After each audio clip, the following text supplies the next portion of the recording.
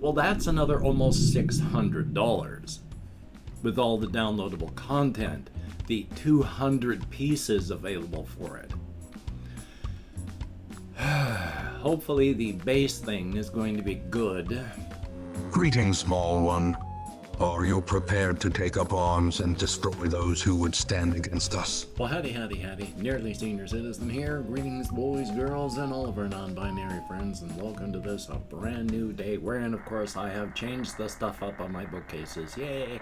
Try and see which stuffed animals and non-stuffed animals are new, and which ones are just moved. One day I'm gonna actually get this done. Promise. Anyway, though, it's a brand new day. I slept last night. It's good. It started off misty and rainy most of the day, but by the time I went out for walkies, it was nice. Just a little bit of mist. It was good. So it's been a good day, a good night, and so far, a good morning. So hopefully your day is actually going well as well. That would be very, very good. I mean, I can't say my day's going well, it's just started, but so far it's not going bad. Definitely a thumbs up on that. And of course, front loading of videos. Hey, if you could toss me a like, that'd be very cool. If you could subscribe to the channel if you haven't, that would be very awesome as well. If you could leave me a comment, I read each one, a thumbs up each one I do. I answer as many as my executive dysfunction will allow. And I would like to thank each and every one of these people, these beautiful and awesome people that are helping to keep me and my pets alive. It is very, very good. I am slowly sinking under the waves of financial ruin. My disability is limited and does not keep up with the cost of life. But these people have been helping to make the blow a little bit less severe. Thank you all. Thumbs up for that. Front loading of videos over. Yay. Once again, this morning I was watching another internet comment etiquette with Eric video where he was talking about sovereign citizens. I had to laugh so many times just out loud. I mean, on the one hand, it's an advertisement for his merch. But on the other hand, he's doing it in such a way that it is funny as hell because he's taunting people. He's going to these places and saying, oh, learn this stuff here at nevervaccinate.com, stuff like that. And then he would turn to the camera and say, oh yes, these are real, and they all link back to my merch store. And each time he would do that, I was like, oh yeah, it's real, links back to my merch store. And I was like, okay, I love that. So it was funny as hell and good, but on the one hand, I mean, I do sort of feel bad for the sovereign citizen people. Because those people that believe in this whole sovereign citizen stuff, and if you don't know, just kind of look it up online. It's sad. These people are really, really deep into horrible, horrible stuff, and it just shows out in bad ways. And people get tased and get their windows smashed on their cars, and just, it's not good. So it's funny, but it's not funny because these people are not healthy. Thumbs up for that. Past that though, just surviving. Yesterday played some games, started up some new stuff, and oh my god, I mean, way back when, years back when Monster Hunter World first came out, I still had the ability to have some discretionary cash, and I would spend it, and I had enough to buy Monster Hunter World. I mean, now I don't even have enough money to buy enough food to eat for a full month. So my days of buying things, especially AAA stuff, are over. Right now I'm trying to make sure I can eat. I mean, I've been losing weight because I don't have enough money. So, yay. But, for just the original base Monster Hunter World game, if you want the full experience, well, that's another almost $600.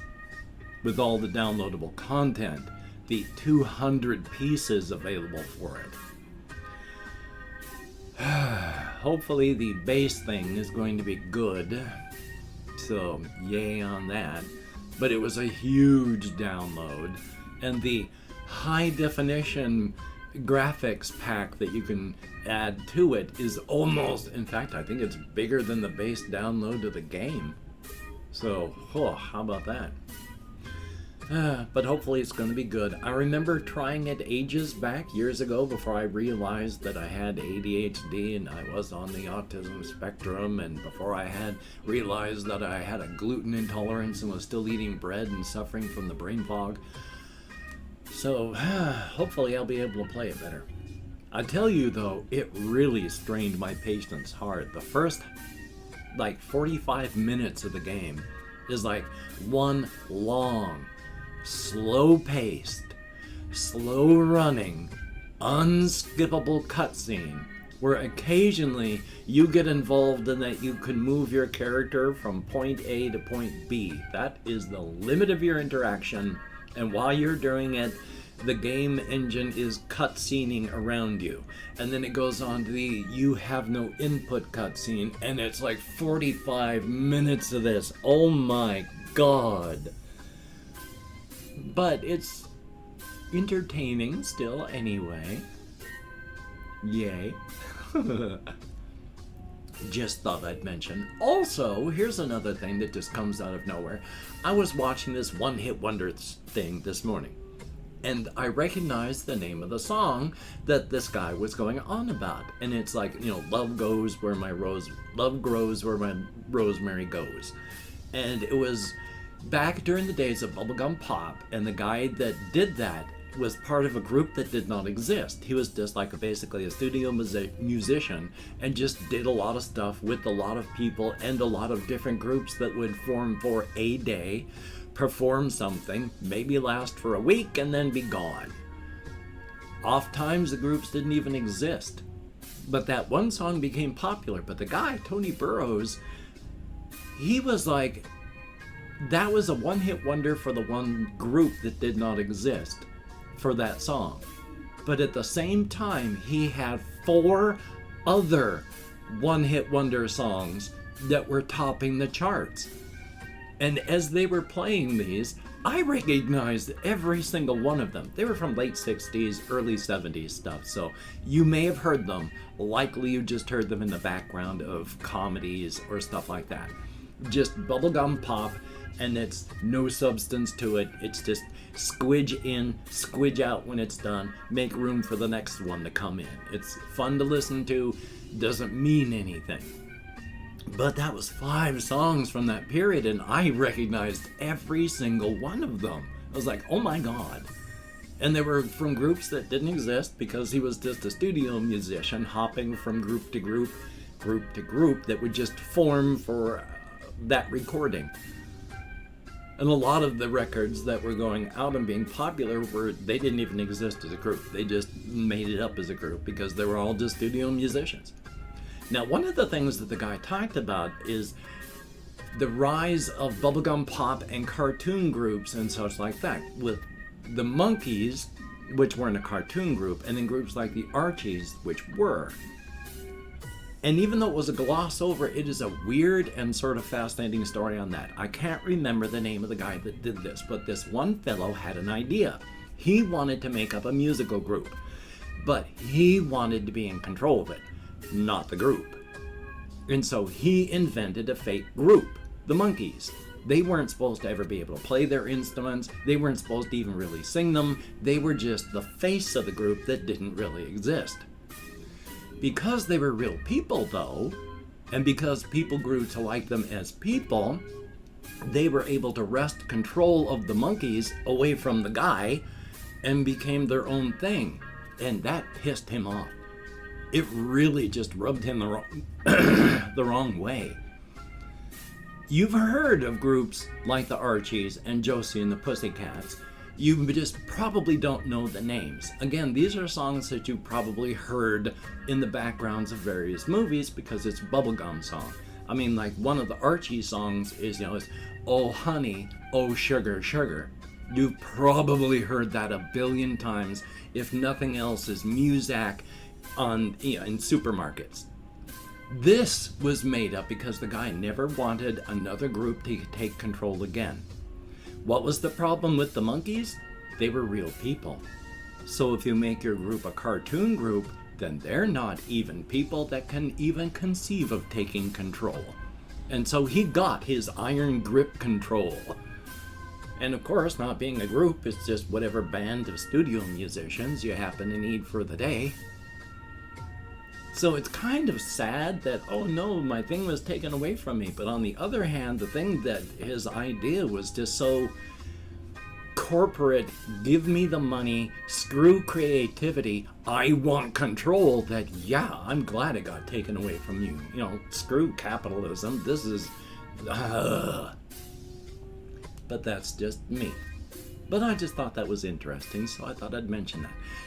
Now I'm going to spend some more time talking about the whole inside-outside thing, because here's something that I've been thinking about and talking about on and off periodically. It's like, why would people stay in Apple Rock if every 5 years or so the Apple Rock kaiju comes down, rampages, eats a bunch of people, and then goes back up and sleep? That would be kind of weird, isn't it?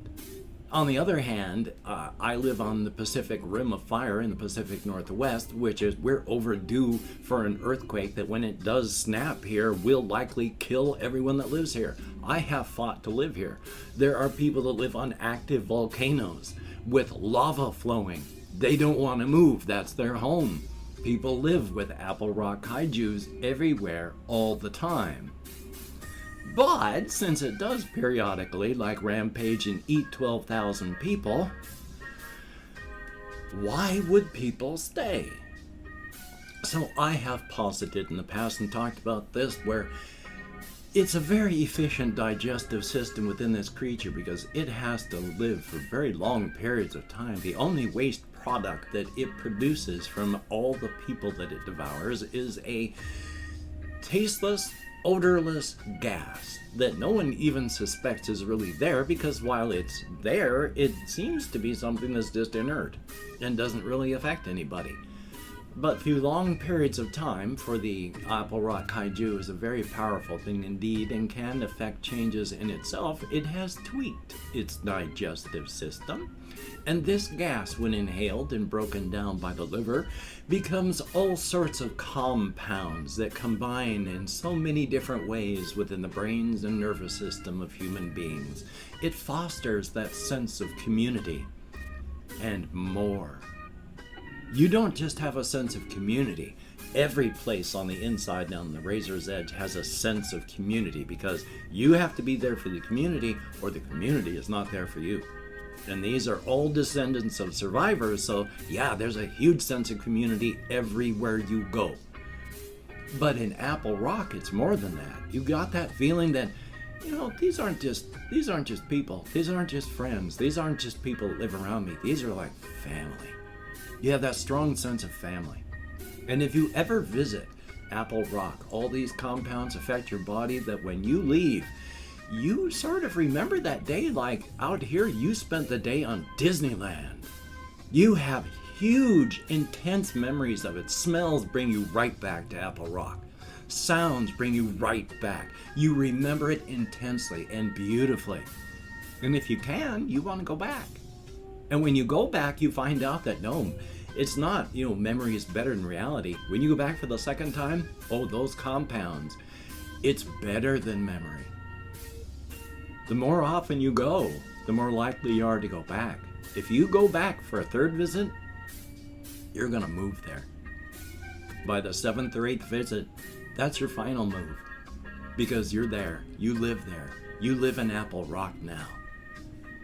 So if you visit once, yeah, there's a chance you're going to visit again. But if you visit twice, oh, there's a good chance you're going to visit a third time. And if you visit a third time, you're just going to move there. There are all these things. And of course, after the rampage, when it's sitting up on its landing and all these people are down in shock, it's really pumping out these waste gases. And that sense of community, people leave because they're terrified. But before they're even gone, like a day or so, that intense feeling of social isolation and not liking where they are, they go back. And they feel that sense of being with family. So why do people live around Apple Rock? They're basically drugged to do that, and they don't even know it. And it's a powerful and subtle thing. I've mentioned how toward the end of this, because it's just 1 year, people are talking to one of the engineers that's helping to rebuild the place. And this person has said, all you can do is just live. You just have to live your life. Maybe Apple Rock Kaiju is in charge of everything. And what we are doing today is just setting up a rampage 100 years from now. At some point, the future has to take care of itself. All you can do is live. And that's the main point of the book. But at the same time, even this engineer is telling these people that, they like the whole sense of community. Everybody feels like family here.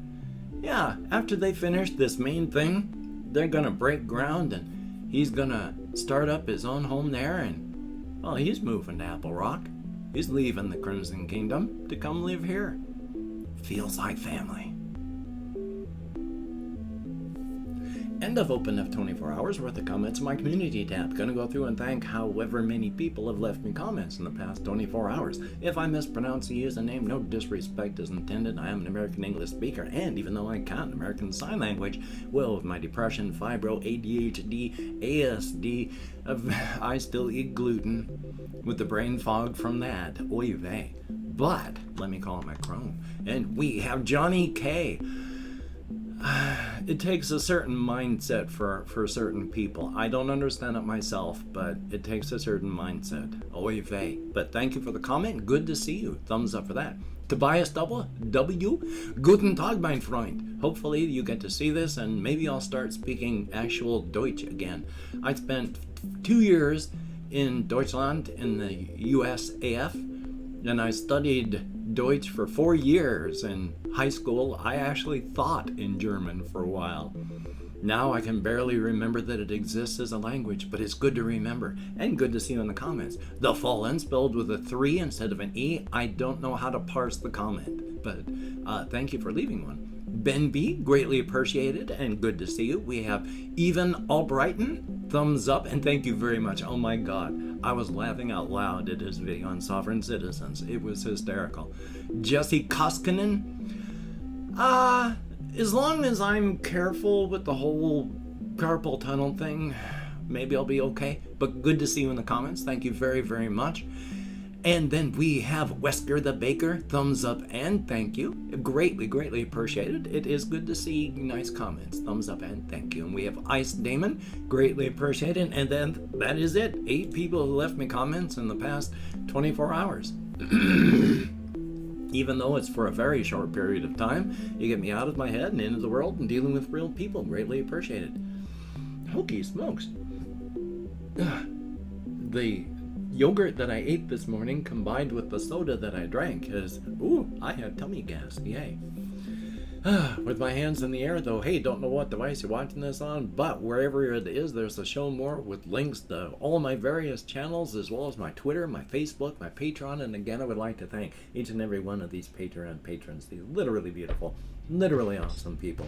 Literally beautiful, literally awesome, and that is very good. It is good to be awesome, and it is good to be alive, and I thank you very, very much, each and every one of these people, for helping me to stay that way. It is appreciated to no end.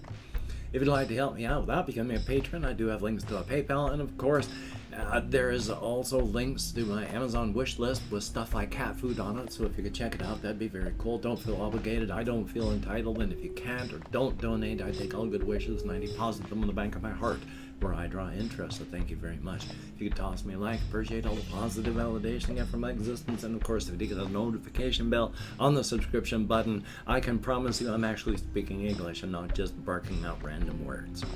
Well, syllables anyway. Thumbs up on that. Hopefully I can get some stuff done today. Hopefully you can get things done today if you need to get them done. That would be a good thing. Don't feel bad if you can. I'm struggling and fighting to do what I can to my executive dysfunction. Unmedicated, it blows. But you do what you can as best you can. And of course, you know what the Kofefe bug precautions are. Be the last to drop precautions, because those that drop them first are the ones that are still getting mauled. Just take a look at your situation. Be smart. Don't get it. You don't need to. Get vaccinated. Get boosted. So, until we meet again, you take care. Have a great day today. I will see you on the flip side, and quite frankly, I think that's a very good idea. I mean, honestly, I do. I mean, metabolizing for another day, that is a plus in my book.